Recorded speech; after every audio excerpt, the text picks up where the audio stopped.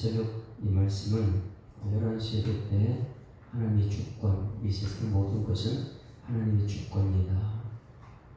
하나님이 하셨습니다. 이것을 말해주는 것인데, 우리 대한민국은 통치 이념이 있습니다. 대한민국의 통치 이념은 자유민주주의라는 것이죠. 이 자유민주주의는 통치 법이라는 것인데, 그 법 아래에서 모든 백성은 평등하다. 그래서 그 돈이 많든 힘이 있든 법 앞에서 전부 다 평등하게 진행돼야 되는 것이죠. 정직하게 해야 되고, 저는 이번에 이 소설로의 재판권이 있어서 재판장으로 이번에 서면서 오늘 이 82편 말씀이 얼마나 이 재판장들이 중요한지 이것을 깨닫게 됐습니다. 재판을 하는 과정 속에 심리가 있어야 되는데 이것은 이번에는 못했어요. 왜냐하면 이 법 앞에서 약자가 있고 강자가 있다는 거예요. 돈에 움직이는 것이 있고 힘이 없는 사람이 있다는 거예요. 그런데 이 법 앞에서는 평등해야 되고 법 앞에서는 똑같이 공정하게 해야 되잖아요. 그래서 어제 이제 그 재판을 끝나고 나서 저한테 이제 어제는 전화가 참 많이 왔습니다. 참 잘했다고, 정말 깨끗하게 잘했다고. 그렇게 하면서도 어떤 분들은 정말 이 다음에 할 때 공평하겠느냐, 피고나 원고나 재판장은 정말 공평하게 있느냐, 한쪽으로 기우면 안 된다. 이것을 이제 다들 보고 있기 때문에 그것을 좀 잘 해줬으면 좋겠다. 이제 이게 10일 후로 연기됐기 때문에 그럴 때는 오늘 이 말씀을 가지고 저는 진행해야 되겠다, 이런 말씀이 생각이 들었습니다. 왜냐하면 이 세상 대한민국은 자유민주주의다. 법 앞에서 평등하다. 그런데 정말 법 앞에서 평등할 것인가?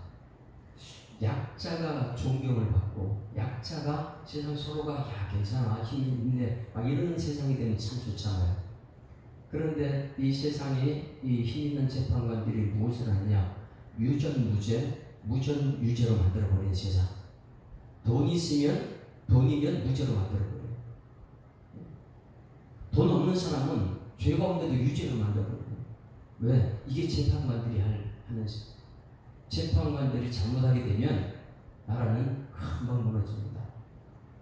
마찬가지, 교회도 마찬가지, 여러분 가정도 마찬가지. 가정도 전부 다 재판관이 다 있죠. 아버지가 이 가장, 하나님이 세우신 가장이잖아요. 이 가장이 재판을 어떻게 하느냐, 굉장히 중요하죠. 내 자신을 향해서도 내가 재판을 해요. 이 모든 것이 공평하게 해야 되는데 내 자신이 돈에 흔들리는 사람이냐, 권력에 흔들리는 사람이냐, 거기에서 내가 매일 왔다 갔다 하느냐. 그래서 오늘 이 82편 말씀은 아사리는 찬양하는 사람, 하나님께 하셨습니다. 하나님 영광 돌리는 찬양하는 사람이 찬양 지휘자라고 했잖아요. 그러면 찬양하는 사람들은 그 찬양하는 사람들이 이 땅에서 재판관들, 권력 있는 재판하는 재판관들도 있고, 가정의 가장이 재판장이 될 수 있고, 교회에서 목사가 재판장일 수 있고. 그런데 이 모든 것들이 기준이 어디 있느냐? 여러분, 모든 것이 평등해야 될 줄 믿습니다. 그러면 우리 하나님은, 우리가 찬송할 때 공평하신 하나님은 공평한 줄 믿습니다. 하나님은 모든 죄인들을 심판하기 위해서 내려오신 공평하신 하나님을. 그러면 우리가, 여러분들 전부 다 재판장이고 저도 재판장이에요. 내가 나를 재판해야 되고, 내가 이 자녀들을 재판해야 되고, 자녀들도 이제 아빠를 막 재판해요. 아빠는 이거 잘못하고 저거 잘못하고 다들 판단하고 재판을 다 하는 세상이라고요. 그러면 이 세상이 정말 존경받는 세상이 되려면 기준은 말씀이 될 줄 믿습니다. 그럼 이 말씀에 오늘 재판하는 재판장들에게 무엇을 말해주는가? 1절부터 봅니다. 이것을 우리는 기억해야지만이 내가 정말 하나님의 사람인가, 정말 아삽처럼 하나님 찬송하는 사람인가, 이것을 보게 될 것입니다. 1절 시작. 하나님은 신들의 모임 가운데에 서시며 하나님은 그들 가운데에 재판하시니라. 할렐루야. 하나님은 지금 우리 교회 여기서 재판하고 계십니다. 그래서 제가 자주 얘기하죠. 아삽이 찬양대 앞에 서 있는데 성도들 보니까 전부 다 이 예배하는 사람 전부 다 이 정말 하나님 앞에 좀 예배 드리는 사람 맞아? 하나님 여기 재판자로 서 있는데 하나님 앞에 서 있는데 이 하나님께 정말 예배 받아들 주실까? 전부 다 와서 위증만 하고 있고 앉아가지고 가짜로 예배 드리고 있고 그러니 이 아삽이라는 사람이 대단한 것을 기록했다 그랬죠. 오늘 여러분 11시 예배가 하나님 앞에서 재판받는 시간인 줄 믿습니다. 왜? 지난주 말씀 듣고 나서 말씀대로 잘 살았냐. 그리고 와가지고 안 그런 척하고 왔는데 위증하는 사람이냐. 그게 아삽이 지금 하나님 찬송하는 사람으로서 앞에 딱 서가지고 찬송 부르는데 보니까 성도들이 전부 다 위증하는 사람들 보이는 거예요. 정말 그 중에서 하나님께 정말 예배자로서 하는 사람이 있는가. 그래서 1절 말씀이에요. 하나님은 신들의 모임 가운데 여러분 여기서 이제 헷갈리는 거예요. 착각하는 거예요. 여러분 꼭 기억해야 돼요. 하나님은 유일신이니까 아니면 여러분 신들 중에 신이니까 유일신이에요. 뭐 옆에 있는 저쪽에 뭐 다곤신 뭐 이 바알신 이거 전부 다 피조물이죠. 분명히 우리 해답을 하네요. 하나님은 신 한 분인 줄 믿습니다. 유일신이에요. 그러니까 여기서 말하는 신들 중에 모임 가운데 있다 그러니까 이 세상에 신들이 많은가 보다. 이 귀신도 그러면 신이니까 귀신도 전부 다 이 피조물이죠. 사람이 만들어낸 것들 우상이죠. 우상. 그러면 여기서 말하는 하나님은 신들 모임 가운데 서시며 여기 누구냐? 신들이 뭐냐? 하나님께서 인정한 재판관들이더라. 저도 지금 이 자리에 서 있는 것이 신들의 신들의 모임 가운데 하나님이 서 있는데 내가 하나님이 세운 신들 중에 서 있는 거죠. 여러분들 전부 다 이제 재판관이라면 신들이에요. 신들.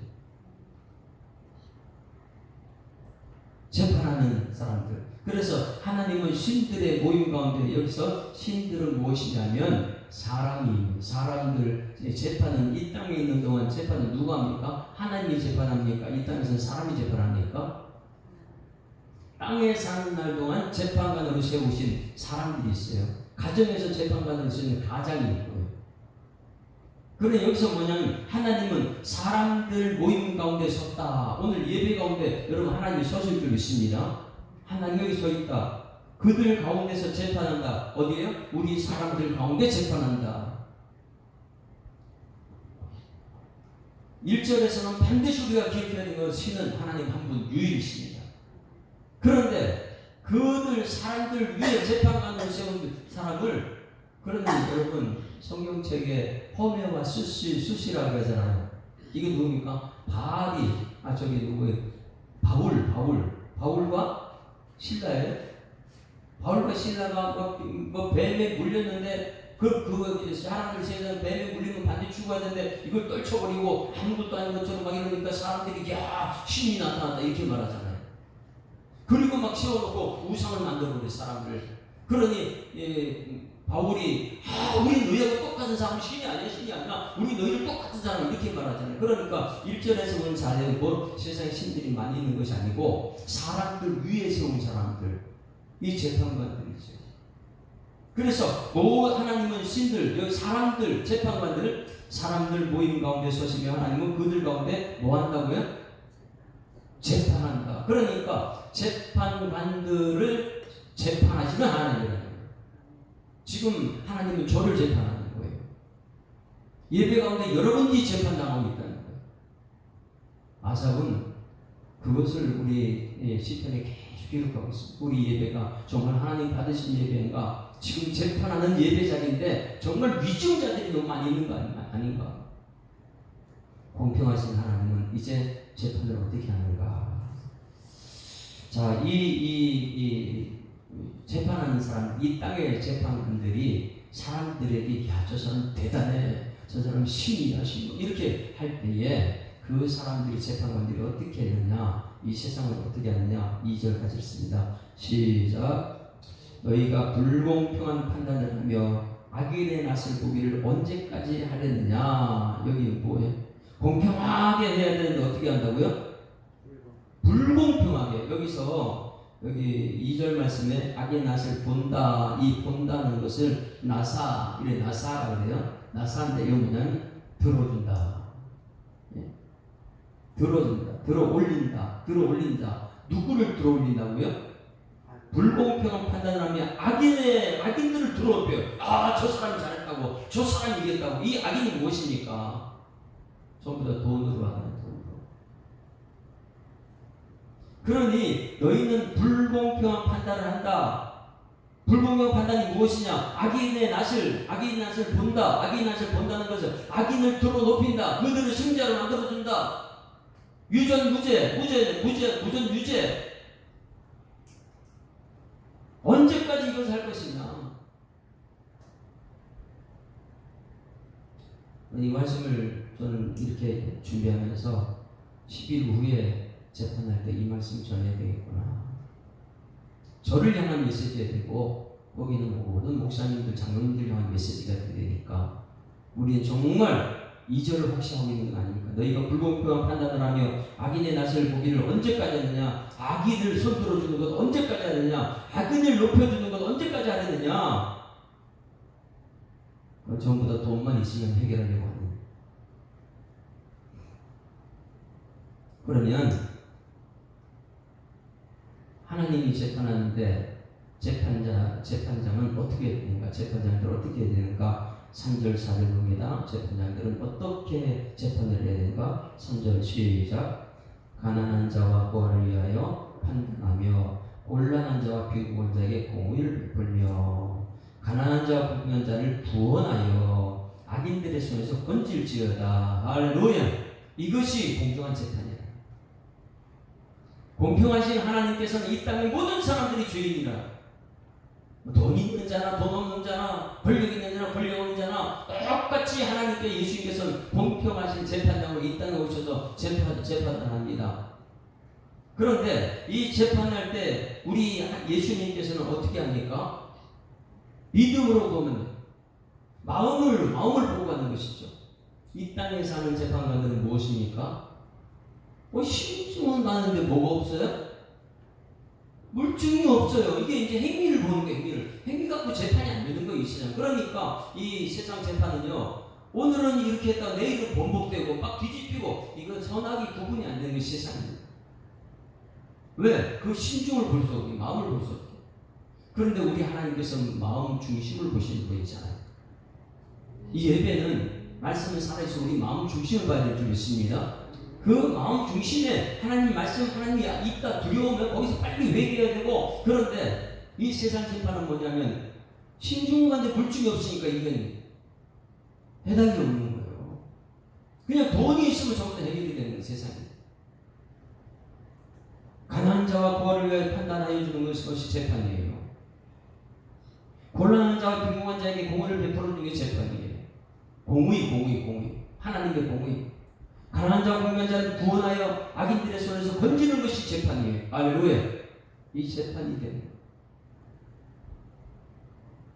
이 사람들은 어떤 사람들이냐? 우리가 예전에 한참 시끄러웠던 게 있었죠. 성적으로 과거에 모독당했는데 그것이 나중에 이제 들통나가지고 세상에서 우리나라 좀 힘들었다 했던 것, 말하고 싶어도 말하지 못하는 그런 입장이 있었던 것, 그게 무엇입니까? 그 당시에 당할 때는 말을 해도 세상 사람들이 들어주지 않고, 그런데 언젠가는 이 법에 의해서 다 드러나 버리는 그런 것들.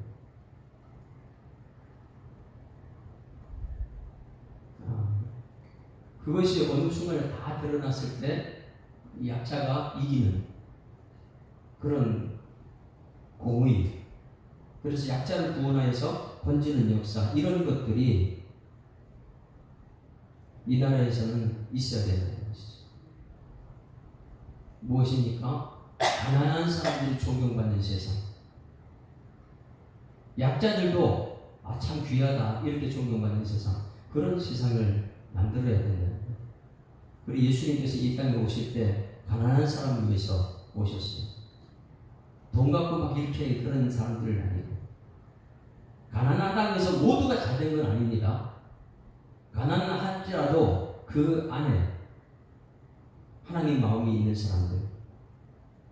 그래서 이 재판관들은 무엇을 하느냐? 공의를 베풀게 하며 약자들, 말도 못하는 그런 사람들 구원하여 건지는 그런 삶이 오늘 우리들에게 나타나야 될 줄 믿습니다. 그래서 이 재판관들은, 세상의 재판관들은 어떻게 하느냐? 5절 말씀 보세요. 세상의 재판관들은 과연 어떻게 지금 하고 있는가? 같이 읽습니다. 시작. 그들은 알지도 못하고 깨닫지도 못하여 무엇이에요? 흑암 중에 왕래하며 땅의 모든 터를 곧 망한다는 거예요. 다 같이 망하는 것이 이것입니다.